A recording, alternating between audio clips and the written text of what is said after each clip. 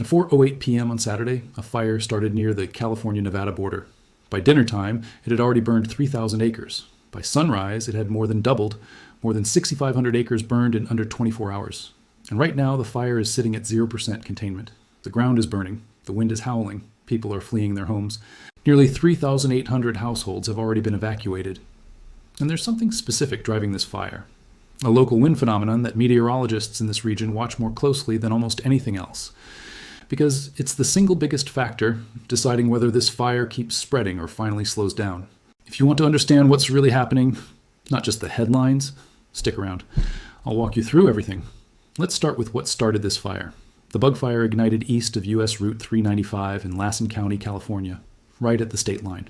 According to CAL FIRE incident information, the bug fire started at approximately 4:08 in the afternoon on Saturday, August 8th, east of U.S. Route 395 and south of Bringman Road in Lassen County.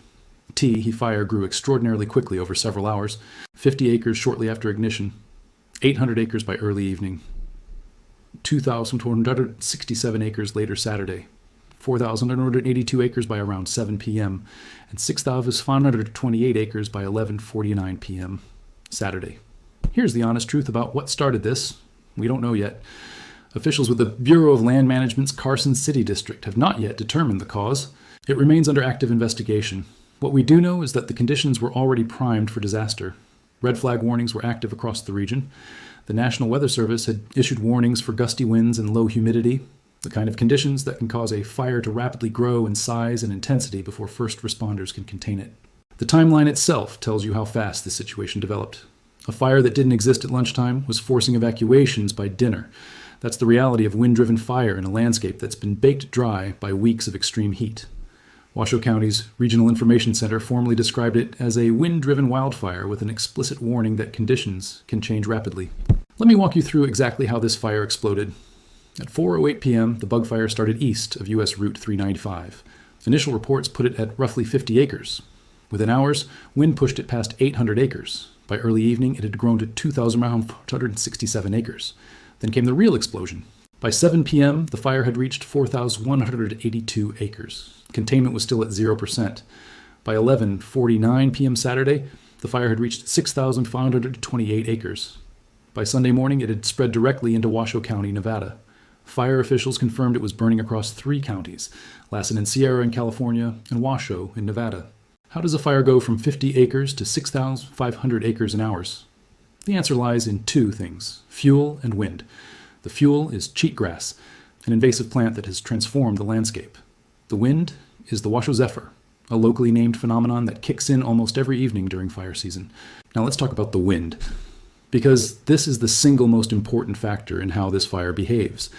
Meteorologists in this region call it the Washoe Zephyr. It's a locally named wind that kicks in almost every evening during the summer season, usually between 5 and 9 p.m. in the Reno area.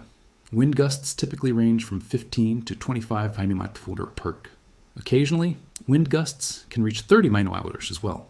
And even a modest 15 to 25 mph breeze is genuinely enough to push a fire's spread rate beyond what ground crews can keep pace with. Calm winds are ideal, but these are not calm conditions. The Washoe Zephyr is created by pressure and temperature differences between the Sierra Nevada mountains and the hot desert basins of central Nevada. Forecasters typically compare the temperature in Truckee to Lovelock to calculate evening wind speeds. For example, if it is 90 degrees in Lovelock and 70 in Truckee, then the Washoe Zephyr will more than likely be gusting around 30 mph. If there is a system moving through, the Washoe Zephyr will likely be stronger than normal. Why does this matter so much? Because the Washoe Zephyr blows from the west, and it hits the fire during the hottest part of the day, exactly when the fire is most active. It's the combination of wind and heat that makes this fire so dangerous. Washoe County has now experienced 2 wind-driven fires in the same geographic corridor in under 2 years. The 2024 Davis Fire burned 5,124 acres, destroyed 14 homes, and forced 20,000 people to evacuate. The bug fire is burning through the same kind of terrain, with the same kind of fuel, under the same kind of wind conditions. Mark Twain was among the first to refer to these winds as the Washoe Zephyr in his book, Roughing It. He described the wind as so powerful it would wreak havoc on the Comstock. Here's exactly who's being told to leave right now. Evacuation orders are in effect for parts of Cold Springs, Canyon Hills, White Lake, Silver Knolls, and areas north of Cold Springs. The Washoe County Sheriff's Office is urging residents not to wait. Fire conditions can change rapidly. In California, Lassen County issued an evacuation warning for Zone LA 671B. Sierra County issued a warning for Zone SIE Ururu 2-5. These warnings mean residents should be prepared to leave at a moment's notice. The evacuation center has been established at the Evelyn Mount Community Center at 1301 Valley Road in Reno. A separate large animal evacuation center is at the Reno Livestock Events Center, accessed through Gate 2. Here's an important update. As of Sunday morning, fire officials confirmed that no structures have been lost and no injuries have been reported. The evacuations are precautionary, ordered because the fire's proximity to routes like US 395 created genuine risk. However, 0% containment means the situation remains highly active. Deputy Chief Shannon Lewis of Truckee Meadows Fire put the actual stakes as plainly as possible. If we do have an evacuation warning, it is so important to leave. The University of Nevada, Reno's extension, has a peer-reviewed list of go-bag essentials for evacuations, which includes important documents such as insurance policies, medical records, birth certificates and banking info, ATM, credit and debit cards and cash and small bills, medications, prescription numbers and vaccination records for people and pets, non-perishable food and bottled water for 72 hours, driver's license, passport and backup computer files or passwords, cell phone charger, car charger and battery packs, toiletries and clothing for 3 to 5 days, and family heirlooms, photo albums, and videos. If you're ordered to evacuate due to wildfire, what you wear can reduce your risk of injury. The university recommends wearing only cotton or wool clothing, long pants, a long-sleeved shirt or jacket, a hat, and boots to help protect your skin from heat and embers. Synthetic materials can melt onto skin and cause severe burns. The extension also recommends carrying gloves and goggles. It also recommends wearing a NIOSH N95 or P100 mask, which will help filter out particulates and protect your lungs.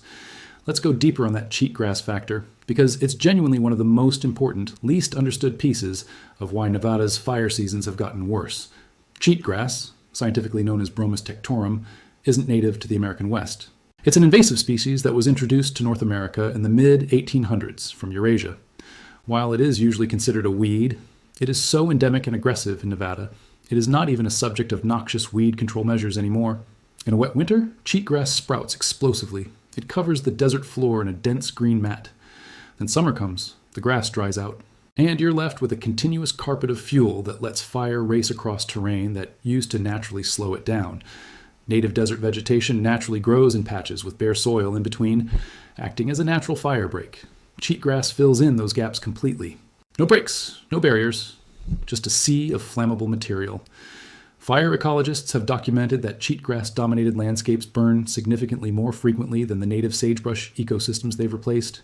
Each fire wipes out more native plants while cheatgrass regrows aggressively, actively reshaping the landscape into something more flammable, one fire at a time. Cheatgrass has a self-perpetuating relationship with fire. It creates such a continuous fine fuel load that it promotes wildfire so frequently that native shrubs and perennial grasses can't reproduce or maintain themselves. Each fire wipes out more native plants, while cheatgrass regrows aggressively, making the next fire more likely. It's a cycle that reshapes the landscape into something more flammable, one fire at a time. The 2024 Davis fire burned through the same kind of cheatgrass-dominated terrain. The fire burned 5,124 acres, destroyed 14 homes, and forced 20,000 people to evacuate. It burned for 18 days. The bug fire shares the same ingredients: abundant cheatgrass, sudden wind events, and extreme heat preventing overnight moisture recovery. The ignition source barely matters once wind and cured fuel take over. What matters is how fast crews get ahead of it. Researchers have known for decades that cheatgrass was changing the landscape. FEMA and Washoe County are now working on projects specifically designed to combat cheatgrass, including invasive species management and native plant reintroduction. So what are crews actually doing to fight this fire? Fire crews from multiple agencies are working around the clock, including CAL FIRE, Truckee Meadows Fire Protection District, the Bureau of Land Management, the Nevada Division of Forestry, and local departments. The Nevada Office of Emergency Management confirmed they are coordinating with Washoe County and other counties to support multiple wildfire suppression efforts. There is good news. As of the latest reports, forward progress has largely been stopped. Firefighters have made progress on containment, allowing evacuations to be lifted in the Cold Springs neighborhood. Areas previously evacuated off White Lake and Village Parkway were reopened, and residents were told they may return home. All off-ramps on US 395 North that had been closed because of the fire have reopened. But the situation remains highly active. Some closures were expected to remain in place and be reevaluated. Those include Red Rock Road between Moya Boulevard and American Flat Road, and Lemon Drive at Ramsey Way. Crews and law enforcement are expected to remain in the area, and residents are urged to use caution and watch for emergency vehicles and personnel. The wind is the ultimate wildcard. Firefighters can build containment lines steadily through the calmer morning hours, and then watch a fire jump those same lines entirely once afternoon heat builds. The Washoe Zephyr typically kicks in between 5 and 9 p.m. That's the dangerous window. That's when the fire makes its fastest, most dangerous runs. And that's why the next 24 to 48 hours are so critical. So far, no structures have been lost and no injuries have been reported. The evacuation center at the Evelyn Mount Community Center sheltered nearly 70 residents, while more stayed outside in the parking lot Saturday night. Several area hotels are offering reduced rates for people affected by the fire, including Grand Sierra Resort, Peppermill Hotel, and the downtown properties of El Dorado, Circus, and Silver Legacy. Proof of residency is required and resort fees are being waived. What actually determines whether the bug fire ends up closer to a contained, manageable incident or a repeat of the Davis fire? The honest answer comes down almost entirely to one wind measurement, the Washoe Zephyr. Meteorologists compare Truckee's temperature against Lovelock's temperature each afternoon because that gap predicts how hard the Zephyr will blow that evening. If the wind stays below 30 miles m/h, crews have a chance to build containment lines and keep the fire from running. If it climbs past 30 to 40 mm/h, the fire can jump those same lines entirely. Here's what could happen next. Scenario 1, if the Washoe Zephyr stays in the 15 to 25 mmPH range, crews can build containment lines. The fire slows down, it gets contained, it becomes a manageable incident. Scenario 2, if the Washoe Zephyr climbs past 30 to 40 mmPH, the fire keeps running. Spot fires start ahead of the main line, evacuations expand, and this becomes a longer, harder fight. The Davis fire proved that. It took 18 days to contain. It burned 5,124 acres. It destroyed 14 homes. The acres are high, the margin is thin, and the wind is the difference. Smoke from the fire continues to affect air quality across northern Nevada and northeastern California. An AQI in the moderate range generally means air quality is acceptable for most people, though people who are unusually sensitive to air pollution may experience health effects and should consider reducing prolonged or heavy outdoor exertion if symptoms develop. Wildfire smoke contains fine particulate matter that can penetrate deep into the lungs and may affect the heart and respiratory system. If you're in the evacuation zone, here's what you need to do. Leave immediately, don't wait. Don't pack more than essentials. Go now means there's no more time for a gradual departure. Check live evacuation maps. Don't rely on social media posts from an hour ago. Conditions change fast. Follow official emergency management channels. Bring your essentials. The University of Nevada, Reno Extension recommends bringing medications and medical supplies, important documents like IDs, insurance, medical records, phone chargers and backup batteries, food and water for 72 hours, a change of clothes, and family heirlooms, photo albums, and videos. Evacuate your animals safely. If you have pets or livestock, take them with you. Washoe County Regional Animal Services is taking small animals at 2825 Longley Lane. The large animal shelter at the Reno Sparks Livestock Events Center has space, but resources are limited. Residents are encouraged to self-evacuate animals to a friend or family member's home if that is available. Check on your neighbors. The 2-minute knock on a neighbor's door genuinely saves lives during emergencies like this. If you're not in the evacuation zone but live nearby, stay alert. Conditions can change rapidly. Monitor official emergency channels. Watch the air quality. Smoke from the fire is affecting air quality across northern Nevada and northeastern California. Residents can monitor the air quality index and wildfire smoke through airnow.gov or its mobile app. Avoid driving near the fire. US 395 has been affected by closures. Stay out of the area so emergency vehicles can move freely. Follow official sources for updates, not social media rumors. Officials urged residents to avoid calling 911 for anything other than a new emergency, and to call Washoe 311 by dialing 311 for information. The bug fire isn't an isolated event. It's part of one of the most severe wildfire years the modern record has tracked. The 2026 season has already burned more than 6.2 million acres across the West. Oregon is managing 45 active large fires. Idaho has 15. Washington has 32 active fires, covering hundreds of thousands of acres. Nevada crews are also working the Mouse Meadow fire in Nye County, already past 37,000 acres and still at 0% containment. The New Pass fire in Churchill County is over 31,000 acres. There are fires in Lincoln, White Pine, and Elko counties. This is the direct result of statewide conditions, cured cheatgrass, extended heat, and repeated red flag wind events. State agencies issued a joint statement confirming they are coordinating wildfire suppression efforts happening at the same time. Roughly 2 months before this fire ignited, Nevada Governor Joe Lombardo and state officials held a briefing warning of a dangerous year. By early August, monitoring showed 35,000 individual fires and 2.9 million acres burned across the West, running above the 10-year average. The governor's warning came true. The bug fire is burning through exactly the kind of cheatgrass-fueled terrain that officials warned about. And it's happening during a summer that's been hotter and drier than average. The Washoe Zephyr isn't a new phenomenon. It's been driving fires in this region for over a century. Mark Twain was among the first to refer to these winds as the Washoe Zephyr in his book Roughing It. He described the wind as so powerful it would wreak havoc on the Comstock. On March 2nd, 1879, the Washoe Zephyr was blowing harder than anyone remembered. Sparks from a stovepipe set a stack of wood on fire. The wind turned it into an inferno. 10 square blocks burned. 5 people died. The pattern keeps repeating. A fire starts. The wind picks up. The fire explodes, and firefighters race to stay ahead of the same wind that's fueling the flames. What's different today is the fuel. Cheatgrass has transformed the landscape. Fire-free intervals have dropped from decades to years. The land is more flammable than ever. The result is a landscape that's more flammable than it's ever been. And that's why this fire season is so dangerous. So, what's the bottom line? A wind-driven wildfire that didn't exist 24 hours ago has already burned more than 6,500 acres. It has forced evacuations across Nevada and California communities. It is burning through exactly the kind of cheatgrass fuel terrain that produced this same region's most destructive recent fire less than 2 years ago.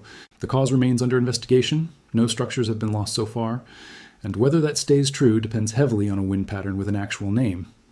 If there is one sentence to take away, let it be this. The difference will likely be decided by the Washoe Zephyr, whether it stays below or climbs past the 30 to 40 millionth range that turns a contained fire back into an uncontained one. Stay informed. Stay safe.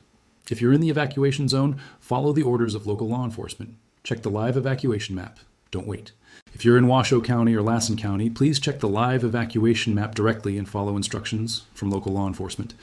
We'll keep tracking this closely as containment numbers update. Subscribe so you don't miss that update.